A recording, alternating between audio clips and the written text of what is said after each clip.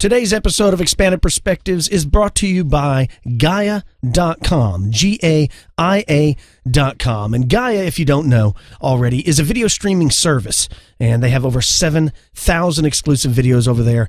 They're ad-free, and they're member-supported, and they have several categories like yoga, and into that category, Cam, they got things like transformation, they've got yoga practices, yoga series, yoga lifestyle, meditation, fitness, Pilates, things like that. They have another section called Seeking Truth, and this is perhaps my favorite section. They have original programs over there. They have shows about metaphysics. They have shows about secrets and government cover-ups, ancient origins, and, of course, the paranormal and unexplained. In addition to that, they have films and documentaries. I recently talked about one called Mirage Men, about how the government was actively employing people to go out there and put out disinformation. And I love, there's millions and millions of more to watch over there. There's 3 offers to choose from. There's a 3-month plan. That's $20 for 3 months. After that, your payment will be $9.95 a month. They have a monthly plan where if you sign up now, 99 cents for the first month, and after that, it'll be $9.95. And they have an annual plan that's $95.40. You save 20% basically if you re-up for the annual plan. But I suggest you go over there. You can watch this on Apple TV. You can watch this on Roku. You can watch this through Chromecast, AirPlay, Android. They even have an app, so you can watch this on the go or at home. And they're constantly adding new videos over there. It's kind of like Hulu and Netflix. I really enjoy it. I mean, they got a lot of cool things on there that I think a lot of you listeners would really enjoy. That's Gaia.com, Gaia.com. Also, another sponsor is Blue Apron. Now, Blue Apron is the #1 fresh ingredient and recipe delivery service in the country. And what I like about them is that it's their mission to make incredible home cooking accessible to everyone. Now, they achieve this by supporting, more sustainable food systems. They set the highest standards for their ingredients, and they like building a community with home chefs. Now, when I got my package, it was on the front porch when I got home from work. It was packed in a cooler, like a styrofoam cooler. It had some packets in there and ice. They had all the ingredients in there. They had all the food. Everything was very easy to do, step-by-step picture instructions telling you how to prepare the meal. And me and, Jacob, I have 3 boys, Jacob, Caleb, and Luke. But Jacob seems to be very interested in cooking. Like, he likes to help me. Just recently, I was teaching him how to cook chicken fried steak. That's a Southern luxury. Yep, and he had a really good time with it. So, when Caleb, he could care less. When the Blue Apron comes, Jacob gets excited because it's something new for him and me to do together, father and son. And, research shows that people who cook together, the family bonds actually are stronger. And that's what Blue Apron is trying to do. They got some pretty cool upcoming meals. Cam, what do you think about these? Look, I'm going to tell you right now, what I like the most about Blue Apron myself is with my daughter, she's kind of picky with what she eats. I'm kind of picky sometimes with what I eat. They cover everything. So it's not just like they're only going to pump out one thing. That's what I enjoy the most about it. Crispy barramundi with quinoa and roasted carrot salad. Barramundi is a fish, by the way. Yes, it is. Cashew chicken stir fry with tango mandarins and jasmine rice. You also get roasted pork with apple, walnut, and farro sauce, or udon noodle soup with miso and soft-boiled eggs. That's what's coming up. So it covers something that everybody's going to enjoy. Yeah, like I said, cooking together builds stronger family bonds, and research shows that Blue Apron families actually cook nearly 3 times more often. The cost is cheap. It costs about $10 a person for these delicious home-cooked meals. It's affordable. I like you were mentioning, the variety. There's new recipes each week, and they don't repeat throughout the entire year. And you can, like I said, you can save the instruction cards, and you can, if you really enjoy one of the meals, you can go back to the grocery store and reproduce it. Do it yourself, yeah. And it's easy to cook, folks. Easy to cook. It's 40 minutes or less. That's right. That's what they pump out. It's simple. Yeah, and it's flexible. You can customize what you want each week, when you want it, when you don't want it. You can go onto their website. You can pick the meal that you want and the days. I'm a big fan now. I'm hooked. Too. I'm getting hooked. It's really a lot of fun. I think most people, if they ever tried it, they would like it too. So you'll love how good it feels and tastes to create this incredibly home-cooked meals with Blue Apron. So do not wait. Just visit, if you want to get up, you want to get signed up, go to blueapron.com/expanded, and you can get started today. Go ahead and go to the website, check out this week's menu, and get your first 3 meals free with free shipping by going to blueapron.com/expanded. That's blueapron.com/expanded. Blue Apron, a better way to cook. Cam, you ready to get the show going? Let's kick this puppy off. Let's do it.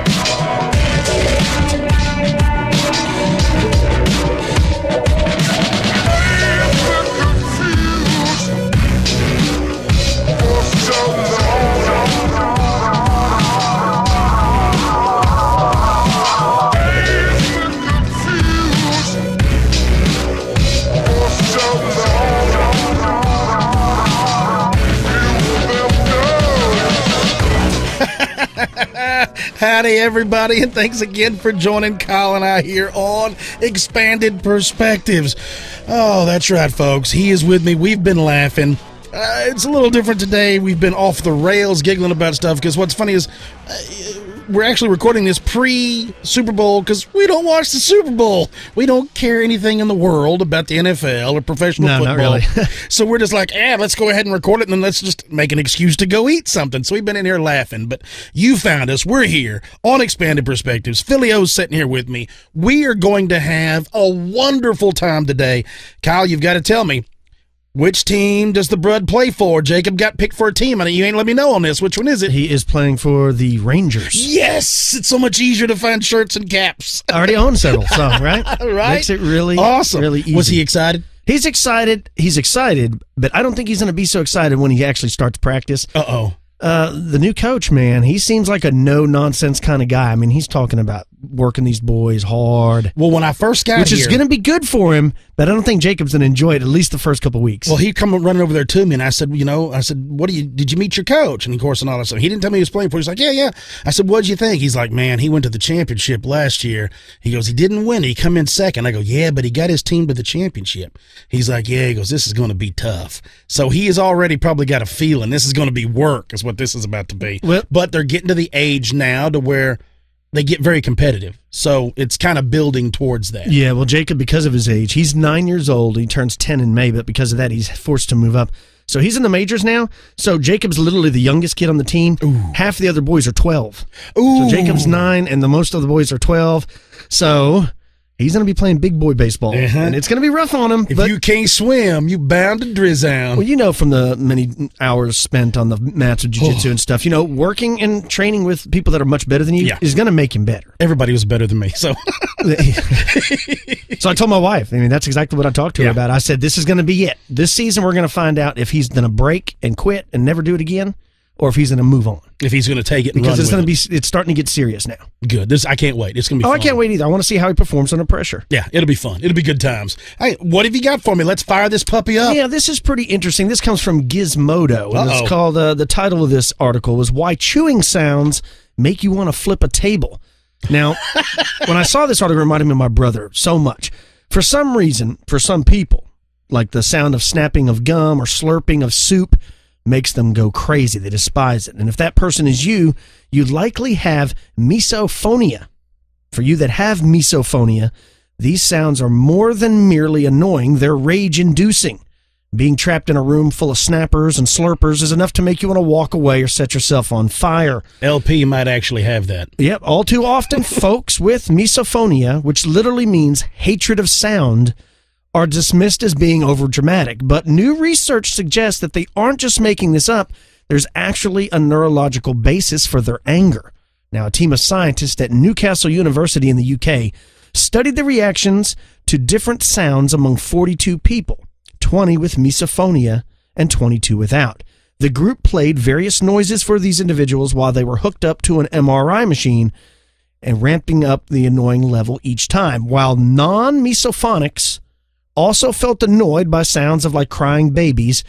Only those with misophonia displayed deeply visceral reactions to sounds like loud chewing and loud breathing.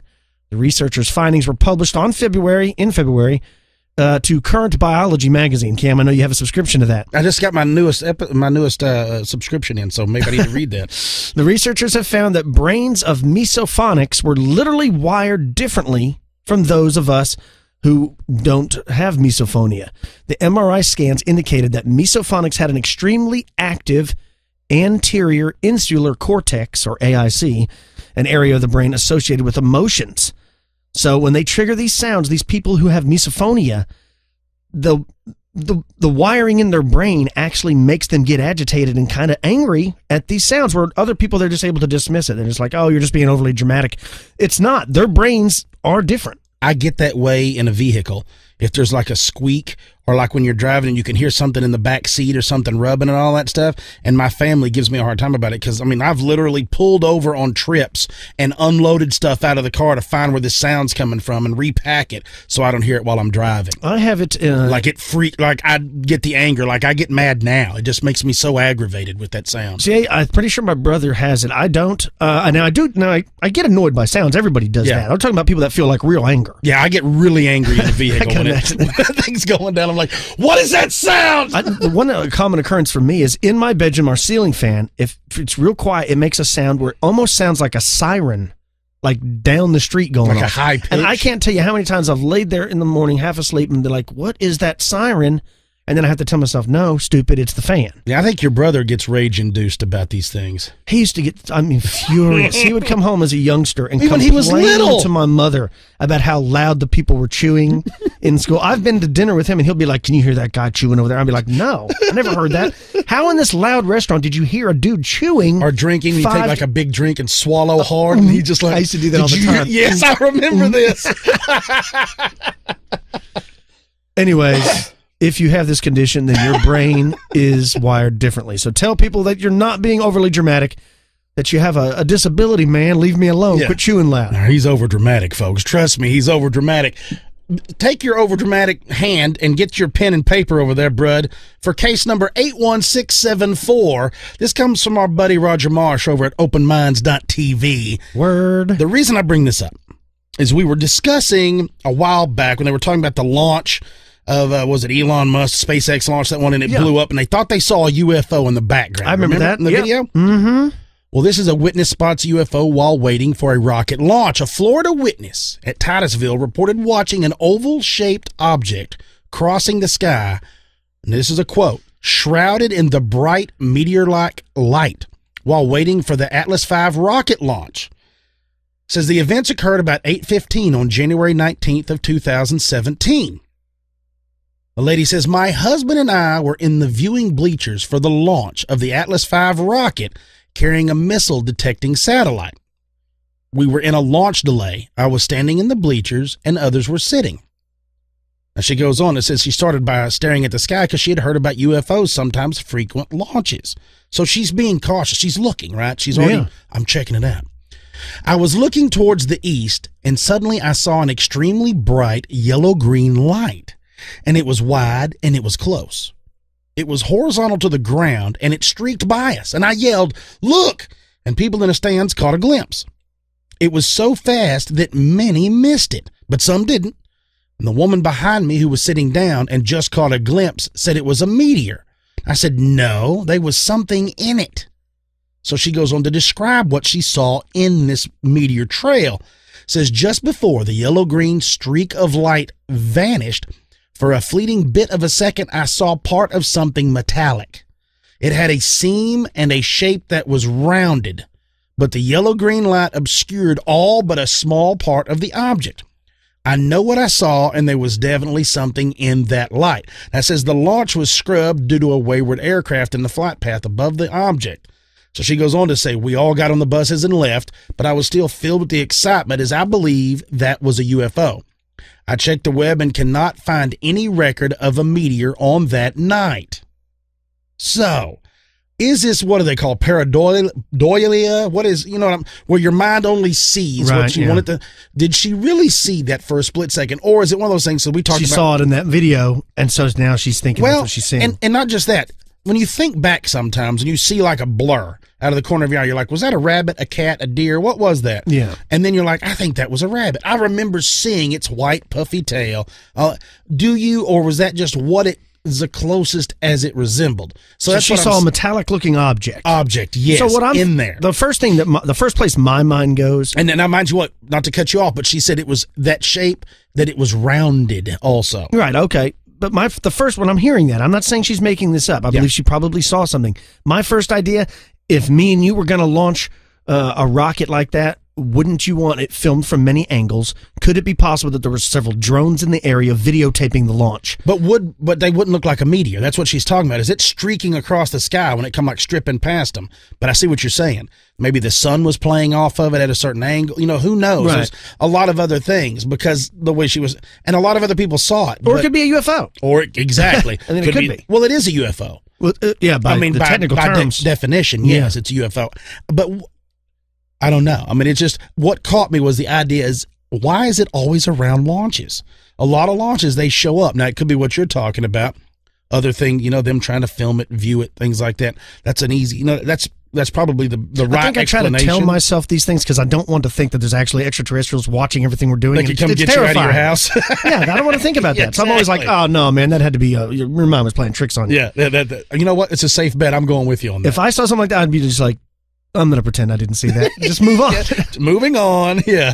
Speaking of strange sightings, our friend Lon Strickler over there at Phantoms and Monsters just posted something I found really interesting.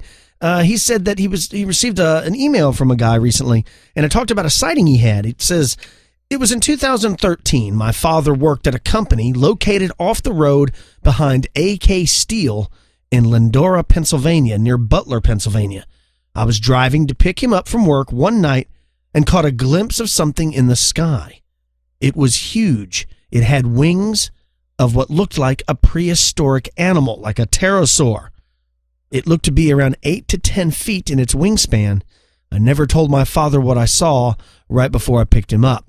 It scared the you-know-what out of me, and still does when I think about what I had seen. Now, Lon talks about he emailed the guy back and hasn't found out anything, but it reminded him of another sighting that Stan Gordon talked about, that back in 2014, a witness said that they saw some winged humanoid, and they reported it to Stan Gordon in the same area as this sighting in Pennsylvania. And this is what Stan Gordon's, the sighting that was sent to him, said. The witness wrote, on March 21st, 2011, I was contacted by a witness who reported having an encounter with a very strange creature during the early morning hours of March 18th, 2011. The incident occurred on a rural road in Butler County between Chicora and East Brady. The witness, who's a businessman passing through the area, stated that this was the freakiest thing I ever saw, and it made the hair stand up on the back of my neck.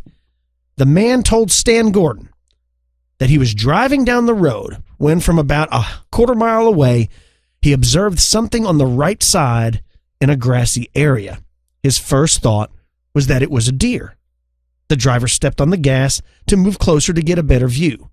From about 50 yards away, he observed something that appeared to be haunched down and then stood up. The driver then observed a very tall, muscular creature. At this point, the driver had his high beams on and watched as the creature walked in front of a yellow reflective road sign, then crossed the 2-lane road in 3 long steps and continued off into the wooded area.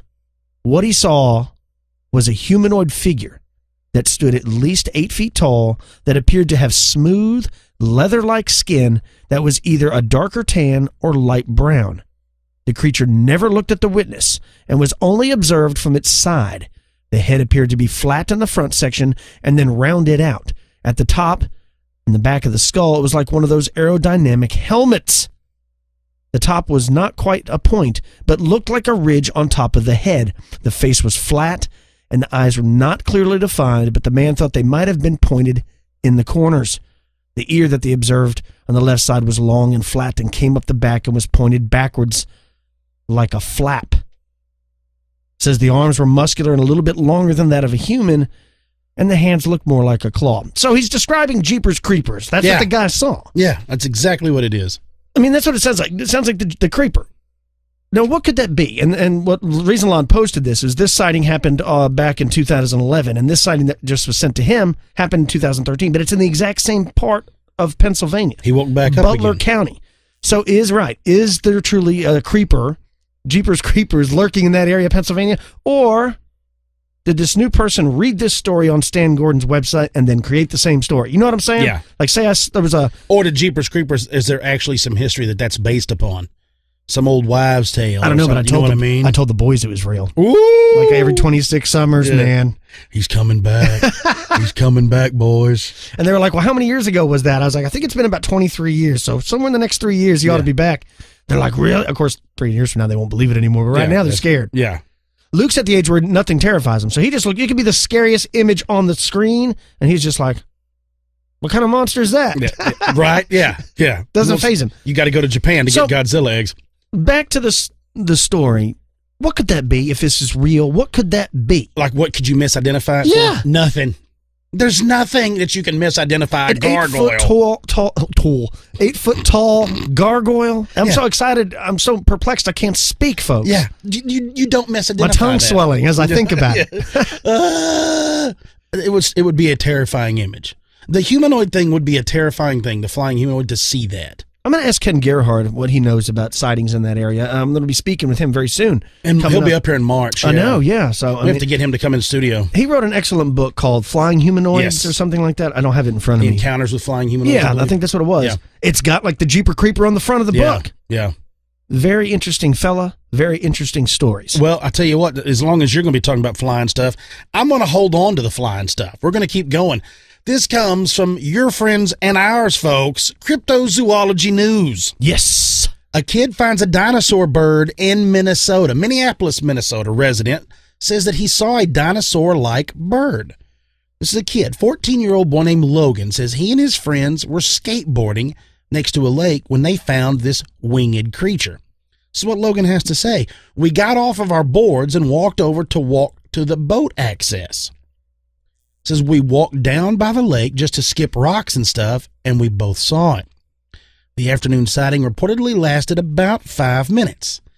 The boy described the creature as a featherless bird with a crest on its head and a long beak curved towards the back at the end. So it kind of goes up and curves back at the end. Right. Says, but it had no tail. This is what he says. It was huge. It was Rodan. It was huge. It flew low across the lake, turning quite sharply for its size, and then just flew away towards the town square on the other side of the lake. He says, but it gained a lot of height very quickly, and then it disappeared into the clouds. And he says that he is sure what he saw was not a known bird. Says, I told my parents and other friends, and nobody believed me. So me and my friend went on our computer and looked it up. We are now certain it was the Thunderbird, is what he says, which is also known as rock. It's the nomenclature used by the Native Americans to refer to a bird-like creature with reptilian features that are believed to be related to extinct pterosaurs. So, this boy allegedly saw a pterosaur, which still goes into funny because we don't really know if they were, leathery, because we've talked about it before.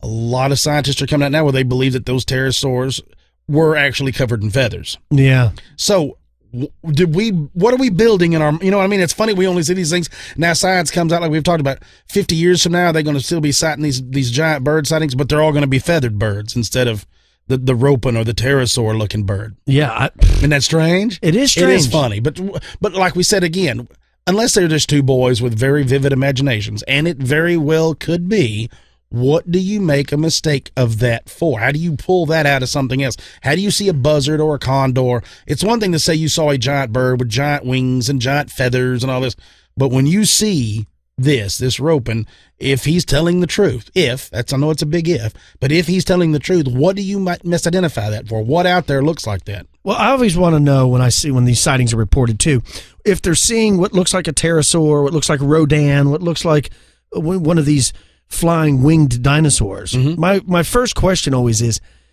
are they physically seeing something real, or are they seeing like an apparition? You know what I mean? Like if you were to see your dead grandmother, it wouldn't be a physical representation, it'd be an apparition, a ghostly image. Is it really there, or are they just seeing an apparition of a dinosaur? Like somehow time, for whatever, like kind of skips. And it's dilated into our existence. Yeah. Yeah, I got you. I wonder the same thing about Sasquatch and stuff. I mean, there's, maybe it's ethereal. That's why I never find any bones. Yeah. Just because you're seeing it doesn't mean it's a physical thing. But then when you find the footprints, then you're like, well, yeah, it's physical. Yeah. Dude, that's a good question. It's an excellent question. Or, was it, I don't know, could somebody possibly have like a remote control airplane that looks like a pterosaur? I guess and say you it's could. so far away you couldn't hear the engine, yeah. and the guy was flying it around. I mean, certainly people use drones and they make them look like UFOs, or fly them over skid parks. I saw one where it looked like a witch, and the dude was flying it around the park around Halloween. I've seen one that looks like a cat. They put like a cat, like it's hovering on that drone. I've seen that. They have that cat flying around. Yeah. So you know what I'm saying? Yeah. So like, could somebody be doing something similar with something that looks like a dinosaur? And like, say somebody was flying at this park, they don't even know that I'm over here seeing it. And I'm like, look, there it is. Yeah. Could be, yeah. You never know. Very well could be. It could be 100% real. It could be a big roping, a big pterosaur, something along those lines. Folks, we're going to go into break right quick. When we come back from break, I'm going to be discussing something just west of Weatherford here in Texas. Has to do with some ghostly tales that I think you're going to enjoy, folks. You're listening to Expanded Perspectives.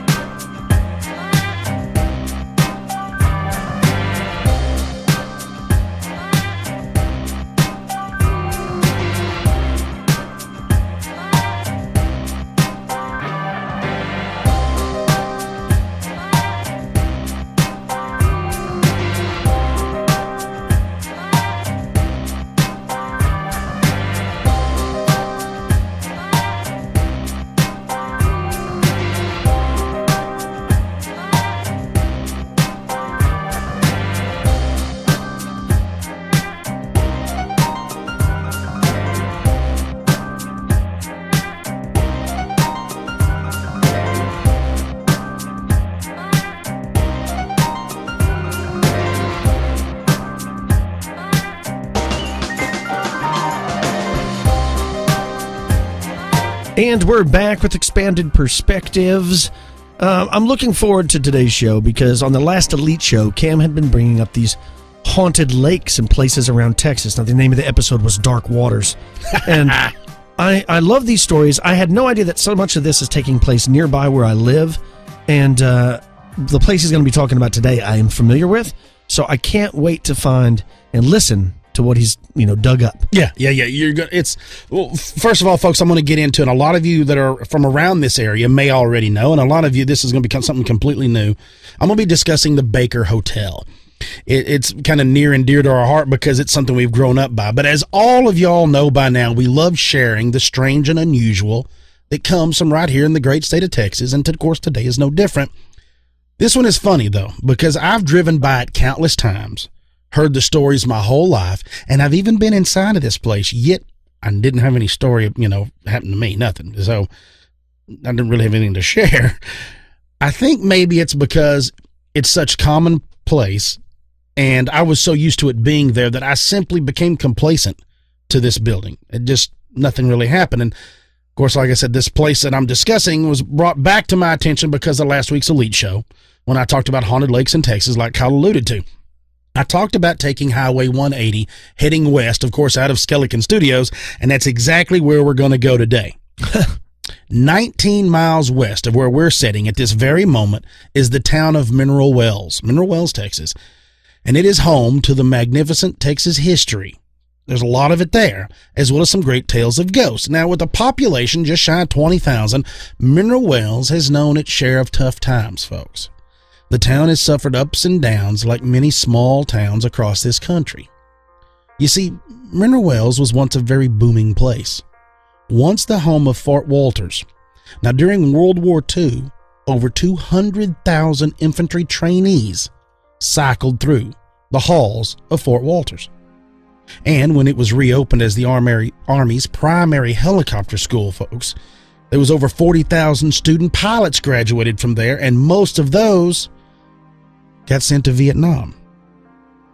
See, it was an Army camp from 1925 to 1946, and then during World War II, Camp Walter served as a German POW camp. And then it became an Air Force base in 1951, and it has its sole mission of training Air Force engineers. Another little tidbit about Camp Walters was on that location, two of the war's most famous enlisted infantrymen did their basic training there, Mr. Audie Murphy and Mr. Eddie Slovic. See, Audie Murphy completed basic training there, and he's also the most decorated, one of, American combat soldiers during World War II. But Slovic was convicted of desertion in November of 1944, and on the 31st of January 1945 became the first member of the U.S. military since the American Civil War to be executed for desertion. So it was a special category Army personnel with the Air Force Base area there from 51 to 56, and then it was the primary helicopter school for the U.S. Army from 56 to 73. It was deactivated in 73. You all can only imagine the hit the local economy took when a base of this size closed its doors. The base now sits in disrepair mainly, and it's used as an industrial park now with some businesses and machine shops calling it home. Even Weatherford College has a building out there now. And the other hit was dealt to Mineral Wells when the TDC, for those unfamiliar, is the Texas Department of Corrections, pulled its contract from CCA, the Corrections Corporation of America, causing the pre-parole facility there on the base in Mineral Wells to close for good. But see, it wasn't always this way for the city of Mineral Wells. No, it was once an amazing place visited by thousands looking for the magic of the crazy water that bubbles up from beneath our soils. See, in the late 19th century, Texas was well known for its mineral water resorts. Henry Surgist, a medical historian, reported that Texas had the second most mineral springs of any state, trailing only Wyoming. Though at this time, Texas was not regarded as having some of the most luxurious spas in America, people flocked to Texas by the thousands and were consumed with the mineral springs for one reason, that they believed the benefit for the healthy qualities of the water. The greatest spa resort growth in Texas was from 1890 to 1919, and over this time, over 100 new places were established around these spas. It was during this time that the mineral water madness of Mineral Wells was discovered, and that's how the town basically formed its identity. See, in 1877, James Lynch and his wife, Armanda, left the town of Denison, Texas, and they had 9 children. So them and their 9 children, they brought a bunch of livestock with them. They left and they went searching for a little bit drier climate because their family had been in very poor health. See, both James, who was 50 years old whenever they left Denison, and Armanda, his wife, both suffered from rheumatism. Well, they were stopped on their trip by news of Comanche attacks further west, and on Christmas Eve of 1877, one of the oxen that was pulling one of their carts died after crossing the Brazos River, and another was struck by lightning. So they decided to say, hey, look, we're done. We're going to settle down here. They tucked themselves away in the hills of Palapena County. Well, Mr. Lynch purchased 80 acres of land from the Franco Texas Land Company at the mind-boggling price of $240. And in 1877 until 1880, the Lynches hauled water from the Brazos River up to their home 4 miles away. Well, in the summer, a Mr. John Adams happened upon the Lynch Ranch, and Mr. Adams was a well driller. So he agreed with Mr. Lynch that he would drill a water well on their property in exchange for a yoke of oxen. And at first, of course, the Lynches were kind of hesitant to drink the water because it had a funny taste, and they were afraid that there might be poison in that water.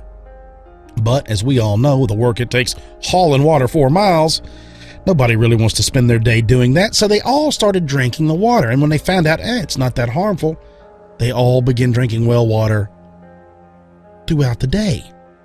And then something strange happened. The Lynch's rheumatism was cured, and Mr. Lynch, who was once very gaunt and a frail man, started putting on weight. And then the entire family started feeling better and all turned their health completely around, and boom, Crazy Water is now on the map. Now people hear the tale, they show up and they experience these benefits of this crazy water. So people start digging their own wells and selling their own water, jumping on this bandwagon and making money hand over fist. And by the dawn of the 20th century, mineral wells dominated the Texas spa resort market and was known as the nation's greatest health resort. So in the early 1900s, mineral wells had a population of approximately 8,000 people. But each year, the town welcomed over 150,000 visitors, and the railroads in that area reported an annual sales of 45,000 tickets for people solely traveling to mineral wells. And in 1909, there were 4 bathhouses, 7 wells with covered pavilions, 2 sanitariums, and 46 hotels and boarding houses. And by 1913, there were 21 mineral water companies in this town. In the early days of the resort era, at this time, there was a thing called hotel life, and it was very basic, and it was centered around these waters. See, there was very few leisure or social activities even offered at the time, so the typical boarding house was this: a simple 2-structure home. They had rooms costing between $7 and $10 a week, and when you bought that, you normally got 3 meals a day. Well, like any good businessman, a Car P. Collins, businessman from Dallas, heard about all this, decided, I'm going to make some money. So he built the Crazy Water Hotel. The Crazy Water Hotel had 200 guest rooms, a barber shop, dining rooms, little shops, doctor's offices, bookstores, a florist, a recreation department, a pavilion and bathhouse where you could also drink the water. And on that pavilion, there was upwards of 4 employees every day working from morning until late at night, drawing water and bringing it to the customers waiting in line. Now that's right, folks, 4 people working the whole day, daylight till dark, to deliver water. Now, the 7-story Crazy Hotel also had a rooftop garden, a huge lobby, where there was also orchestras and bands would play there in nationally broadcast shows. But, like most small towns, the locals didn't take kind to a fella from Dallas outdoing their town. And it was this competitive spirit that birthed the Great Baker Hotel. Overseen by the famous Texas hotel man T.B. Baker, that on November 22nd of 1929, the majestic Baker Hotel opened its doors. Built exactly double the size of the Crazy Water Hotel, the Baker stands 14 stories tall, has 450 guest rooms, medical clinics, tennis courts, an entire floor dedicated to mineral baths and massage, of course shopping, a beauty salon, a drinking pavilion, an outdoor pool, and was actually the home of the famous Brazos Club. So for this time, folks, the Baker was built for $1.2 million and modeled after the Spanish Renaissance style of the Arlington Resort Hotel and Spa in Hot Springs, Arkansas. Now, it didn't take long before the Baker became known as a place where, and I quote, cattle kings and oil tycoons twirled society gals to the sounds of Lawrence Welk and Paul Whitman and other big bands. See, the entire town circled around this. The whole social life of this community revolved around the Baker. And being at the Baker meant you were part of the in crowd in Mineral Wells. Loves were lost, loves were found. Marriages made, marriages destroyed. In its glory days, in the 1930s and 40s, and even in the early part of the 50s, there were several famous people donned the doors of the Baker. Judy Garland, Dorothy Lamour, Clark Gable, Will Rogers, Helen Keller, Jack Among, Herbie Kay, Guy Lombardo, Mary Martin, of course, Weatherford's own, and also Paul Whitman. And there's not only that, but Lyndon Johnson, Pat Boone, Jack Dempsey, Dale Evans, Will Rogers, Roy Rogers, Elliot Roosevelt? The Three Stooges came down. Sammy Kaye and General Pershing came also to relax at the Baker. And it's also said that under assumed names, Bonnie and Clyde had a little stay at the Baker Hotel. See, the Baker Hotel did its part during World War II, like we discussed, and during 3 years of the war, the Baker Hotel was home to dependents of the military personnel. And then post-40s in the war and the 50s, the hotel continued to attract guests, but of course not in the numbers that when it had first opened. See, in the development of modern medicine and federal regulations, the town's mineral water kind of stopped being a big draw for tourists, and then the business gradually died, and it was hard for the Baker to make money. And in 1963, they actually closed the Baker for 2 years. Yes, because it cost so much to run.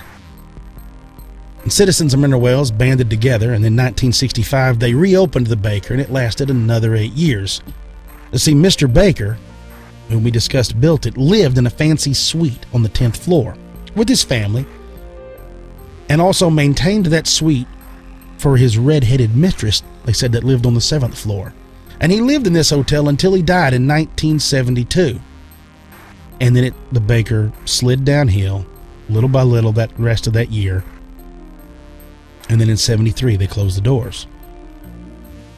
And the owners, sad to see this great beauty die, over the years sold off its furniture, its fixtures, and anything left of value. And there she stood, the old Baker, untouched and unloved, eventually being condemned by the city due to structural problems with the roof. There used to be tours until this closing, and like many of the area's youth, I myself have snuck past there to all the little keep out signs and found ways into this time capsule of our past. See, I never had any strange experiences in the Baker, but I know someone personally that did, and several others have reported having some very spooky and frightening things happen.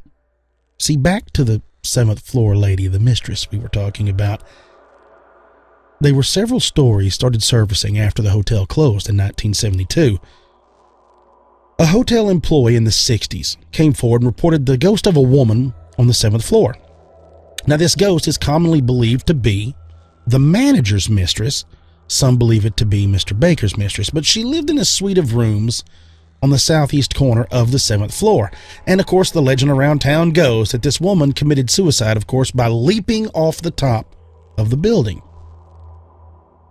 Now, some people have reported they even smell her perfume. People have also said that there were glasses found with lipstick stains on the rim when nobody was staying in that suite. It's also said that during that time that this ghost would flirt with men to whom she really took a fancy to, and that she would make sounds and even brush things whenever females would come into the room because she didn't want a woman in there around her men. Some people have even heard in various parts of the hotel the clicking of what they believe to be her high heels on the floors. Now, not too long ago, in the 1990s, you see, folks, there's a bank right across the street. And several of the women sitting at their workstations look up and see the Baker Hotel. And some of them started taking notice that windows would be open on various floors. And then later on that same day, those windows would be closed. And then other windows on different floors would later be open. Now, one of the women, when asked, said she thought it was simply the caretaker of the hotel. And she thought that would just explain what was going on. They kind of quit paying attention. What they didn't know was there'd been no caretakers in there, of course, since late 72, early 73. No one had stayed in there looking after the place. Now, they talk about the Brazos Room and the Brazos Club. Now, of course, until fairly recently, the Baker Hotel was open for tours. And one of these tours was a group of World War II veterans and their spouses whom had been in Mineral Wells came back to take a little trip of this area. One of them reported passing the Brazos Room, and they could hear the clanking of silverware and dishes. It was also said that some heard orchestra music being played in the background, and everyone in the tour agreed that they had heard the same thing. Now, Some of the stories say that Bonnie and Clyde's spirit haunt the Brazos room. And if you go into it and really look into it, there was a Ghost Hunters segment done here. And it was said that during that segment that something had turned off one of their cameras during the investigation. Other people have reportedly seen orbs of light in the Brazos room. They've reportedly had lights go off and on by themselves, and some have even reported smelling chocolate while in the Brazos room. Now, this is possibly one of the creepiest things. There was a psychic there in Mineral Wells, and they had asked her about these hauntings, and she confirmed them. But she said that she believed that the ghosts that were haunting the baker didn't necessarily die at the baker. She believed that they had such a great time there in their life that after they died, they made their way back to the baker in hopes of reliving some of their best times. Some even said that there was a murder took place in the kitchen one year. That there was a male cook there that was married, and he had gotten into a huge fight with his girlfriend, who was said to be a maid there, and that she had threatened him with telling his wife about their affair. And he lost his temper. The story goes that he killed her in the pantry, and that one of the sounds of clanking dishes could be heard could possibly be her spirit. They also talk about the mezzanine floor, which is just above the lobby, and people smelling cigar smoke, the aroma of cigars, because they say men used to gather in that area to share stories and smoke their cigars. And, like we've discussed before, the sounds of clicking heels and walking could be heard in the hotel lobby. The clicking, the walking, the heels, the smells, it all leads back to the time when the baker was bumping. But I'm going to share with y'all something that I know from someone firsthand. This is really the only cool story I guess I've got to share about a friend. The friend of mine, whom I once worked with, became obsessed with the Baker Hotel and its history. So much so that even after the city closed down the hotel, he would still slip in undetected and act as an on-site security guard, trying to keep people out of the building. Now, we worked together daily, and after the weekends, he'd return to work, and he would fill me in on any of the strange happenings that went down over that weekend.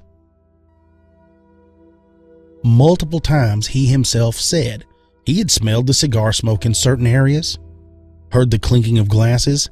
He told me one time he heard the sound of what he thought was big band swing music. He said that he had been into the 7th floor and even smelled perfume in that area. But the strangest thing that he told me was an ongoing story that was visibly taking a toll on him.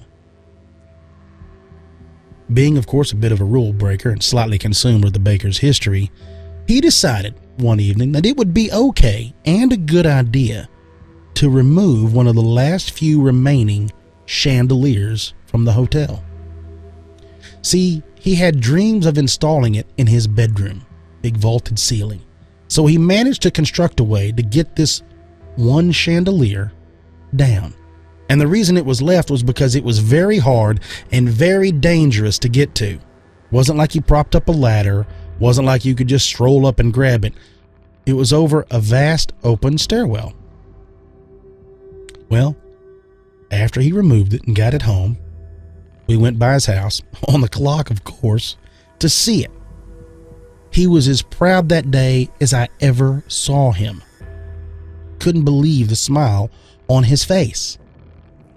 Sitting on his back porch, on a table, a workbench, was this chandelier. Not large, folks. You could probably almost reach around it. I'm not talking about a vast one.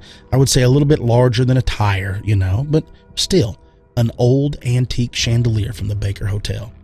Looked at it, he had cleaned it up. It looked wonderful. It wasn't till about 2 weeks later when the trouble actually started.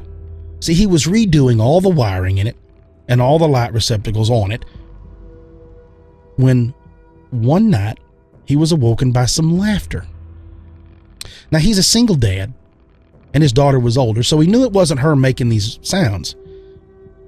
So he told me that he got up to investigate, and he followed the sound through his house, through the whole house, and towards the back door, where he had the chandelier sitting on a workbench on his back porch. When he opened the door, the laughing stopped. Now, thinking nothing of it, he went back to bed, but this was only the start. From that day forward, he would come to work, and he would tell me these things. His TV would shut off on its own. It would change channels at will. Lights would flicker off and on. He said he felt cold spots in his house that weren't there before. He and his daughter would both hear footsteps, and doors would often open and close at random times throughout the day and the night. But it wasn't until he installed the chandelier itself that things went really deep. I get chills, folks, every time I think of this, because the look on his face the morning after this happened to him, when he told me, was enough to convince me that whatever he had experienced shook him to his core. He told me he finished the project on a Sunday afternoon, and that night he was happy. He was ecstatic. And then he goes and he installs it, and he looks at it all installed. Everything's done. He can't believe how great it looks. It works flawlessly.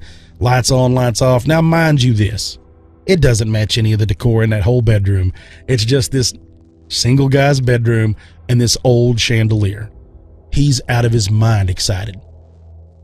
And exhausted, of course. You know, it's a lot of work. One man, he hung it by himself.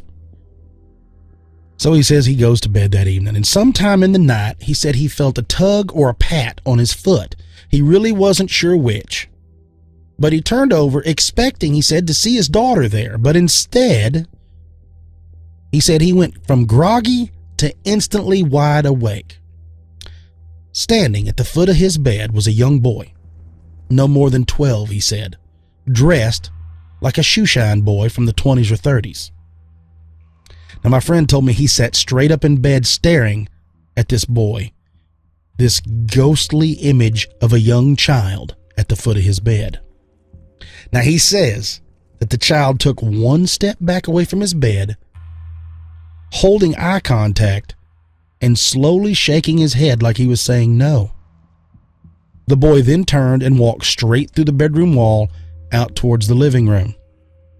Now, of course, I'd like to tell you it ended there, but my friend is a bit hard-headed, and these type of sightings went on for about 3 weeks, and it wasn't until the boy started making himself known to my friend's daughter, and that's kind of when it escalated, and that's when my buddy was like, look, something's got to happen. He said that he tried talking to this spirit, but nothing.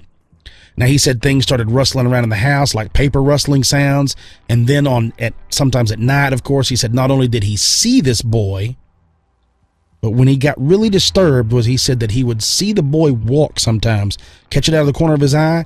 He also saw small, shadowy figures tagging along with the boy, moving like small, disfigured bodies. That's what he described them as. Now, of course, after the shadow creature sightings, he broke down. He's done. He took down the chandelier, took all the old wire that he had pulled out of it and whatever else he had hauled back, loaded it all up, and one evening drove it back to the baker. Now, he said he didn't rehang it, but he did tell me that he put it somewhere safe where no one else would find it and make the same mistake or even disturb the chandelier like he did. Now, after that, everything stopped, and he hasn't had any other experiences. Now, he changed jobs, and I haven't spoken to him, face to face, folks, for the last 5 or 6 years. But I know that the encounter he had with whatever it was disturbed him and turned him off from the baker. That was it, and he found a new hobby. So, whatever it was, he wanted no part of it. Now, for those of you that are interested still in the baker, it's on the books right now to have a rebirth, folks. Several investors are working with the city to get the baker back to its original glory. I've heard tell that if they pass legalized gambling in the state of Texas, that they're going to turn it into a large casino. At least the first 2 floors. That's what they're looking to try to do. That'd be cool. I can't find it online where they've talked about it, but there's a lot of discussion in it. So, folks, if you'd like to check out any of the baker, you want to see some pictures of it, any of that stuff, go visit thebakerhotel.com. That's the one where the group is. They'll tell you a little bit of the history about it. That's the story that I got from my friend. I thought it was funny because before I really knew about the smell of perfume, the smell of cigar smoke, I've heard those stories coming from him multiple times. I've heard about him also talking about seeing a light in there, and he thought he was following somebody one time, and he was chasing that light going from room to room as it went up to the top. He said when he got to the top, it wasn't there anymore. He got up to Mr. Baker's suite or whatever, and he's like, it's not there in the whole thing. And like I said, this buddy of mine's been top to bottom. The spa, they had an indoor spa, almost like an indoor pool.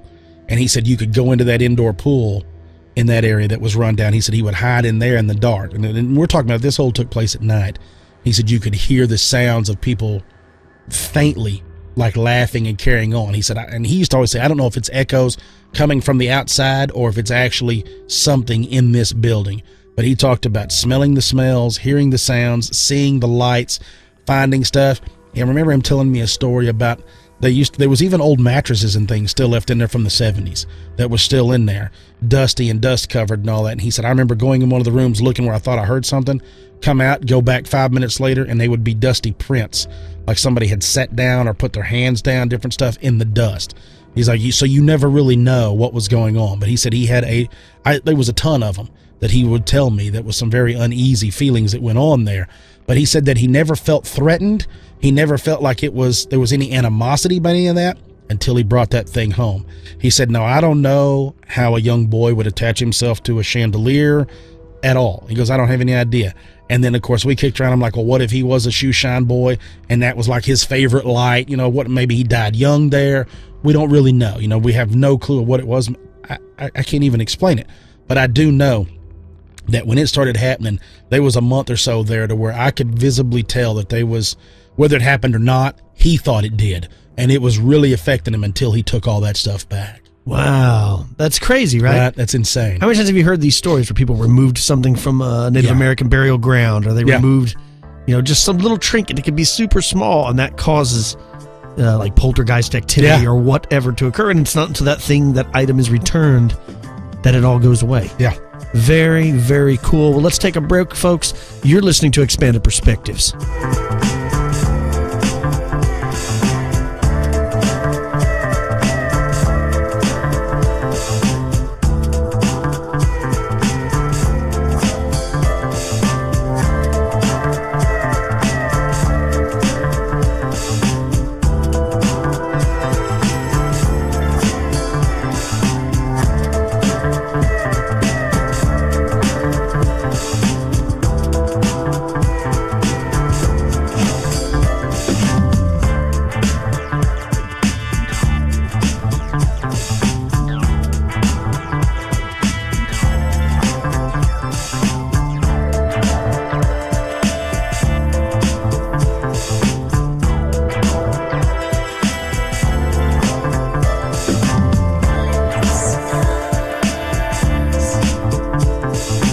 And we're back with Expanded Perspectives.